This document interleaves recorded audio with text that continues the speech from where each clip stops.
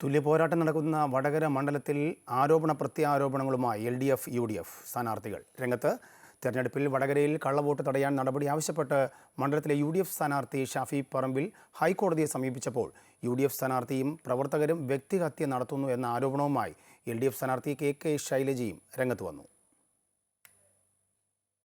തെരഞ്ഞെടുപ്പ് പ്രചരണം അതിന്റെ അവസാന ഘട്ടത്തിലേക്ക് കടക്കുമ്പോൾ വടകര മണ്ഡലത്തിൽ വീറും വാശിയും ഏറുകയാണ്. ആരോപണ പ്രത്യാരോപണങ്ങളുമായി സ്ഥാനാർത്ഥികൾ നിയമത്തിന്റെ വഴികൾ തേടുന്നുവെന്നതാണ് പുതിയ വാർത്ത. തെരഞ്ഞെടുപ്പ് നടക്കുന്ന ഘട്ടത്തിൽ വടകരയിൽ കള്ളവോട്ട് തടയാൻ നടപടി ആവശ്യപ്പെട്ട് മണ്ഡലത്തിലെ UDF സ്ഥാനാർത്ഥി ഷാഫി പറമ്പിൽ ഹൈക്കോടതിയെ സമീപിച്ചപ്പോൾ UDF സ്ഥാനാർത്ഥിയും പ്രവർത്തകരും വ്യക്തിഹത്യ നടത്തുമെന്ന ആരോപണവുമായി LDF സ്ഥാനാർത്ഥി KK ശൈലജയും തെരഞ്ഞെടുപ്പ് കമ്മീഷനെ സമീപിച്ചു.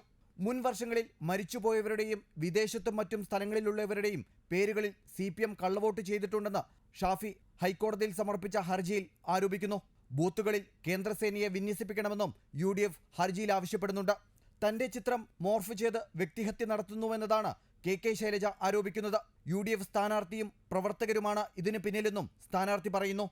എന്നെ തുടർച്ചയായി വ്യക്തിഹത്യ ചെയ്തുകൊണ്ട് UDFന്റെ സ്ഥാനാർത്ഥിയും അവരുടെ മീഡിയ വിങ്ങും നിരന്തരമായിട്ട് ആക്ഷേപം ചൊരിഞ്ഞുകൊണ്ടിരിക്കുകയാണ്. ജനങ്ങൾ വൻതോതിൽ കൂടുതൽ അനുകൂലമായി പ്രതികരിച്ചുകൊണ്ടിരിക്കുന്നുണ്ട്.